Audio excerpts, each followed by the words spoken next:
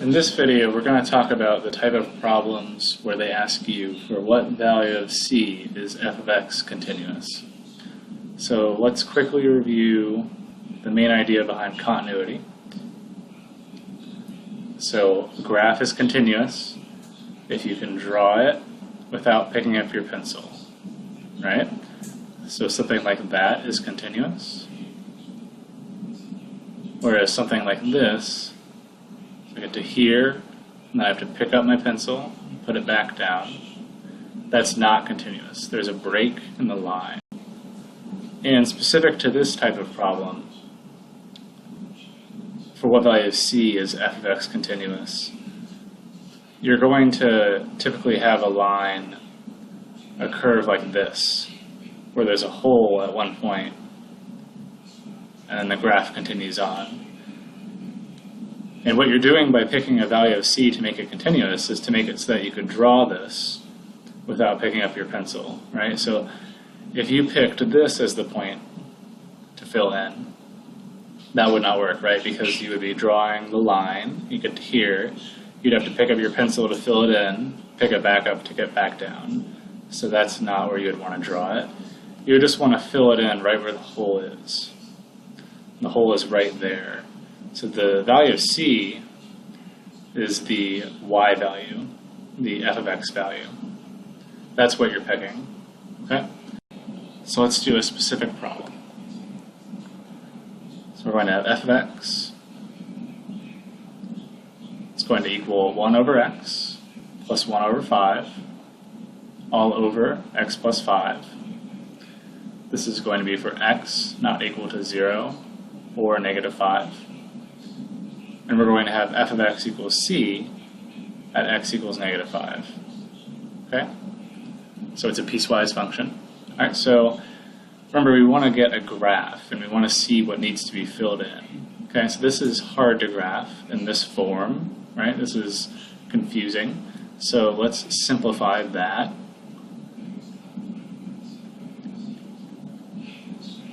So if you ever have something that looks like this, where you have two fractions on the numerator, they generally want you to combine these fractions. So to combine them, this one needs a 5,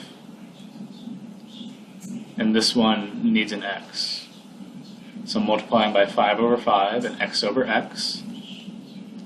So this is equal to 5 over 5x plus x over 5x. The denominator stays the same. Okay? And that is equal to 5 plus x over 5x. I'm just adding the 5 and the x because they have like denominators. And then that's all divided by x plus 5, so I can write that as multiply by 1 over x plus 5. Okay? And these problems are generally set up to be nice, so you get these cancellations.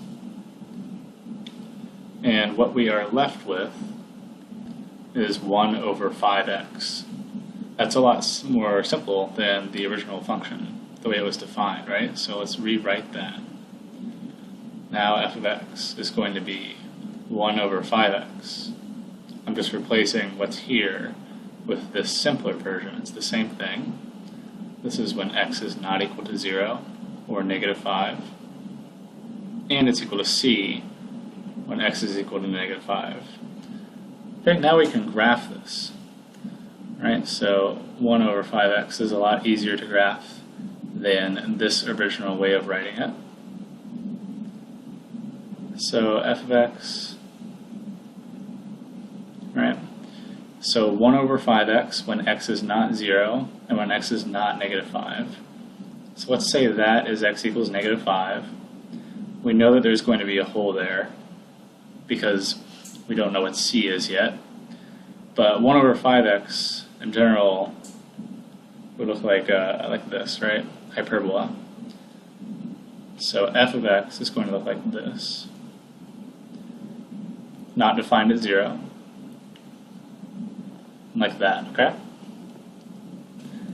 So the question is asking what value of c makes f of x continuous?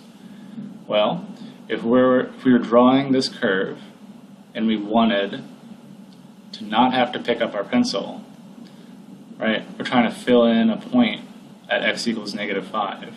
We would not pick something like this, right? Because then we'd come in, we have to pick up our pencil, fill it in up here or down here, and then drop back down, right? So we don't want that, don't want that. We just want to fill it in right here at x equals -5, okay? So then what c value does that correspond to? What y value, what f of x value? Well, now we can just plug in x equals -5 because 1 over 5x is defined there. So all we have to do is plug in -5. Okay, so 1 over 5 times -5, that's equal to 1 over 25 times -1, which is -1 over 25. Okay? We couldn't just plug in -5 at the beginning, right? Because we have -5 plus 5, which would be dividing by 0. That's why the original function is not defined at -5. Right, so we did some algebra and we found a better way to write it. We can just plug in -5 to that. And now when we draw that graph, we don't have to pick up our pencil when we're drawing it.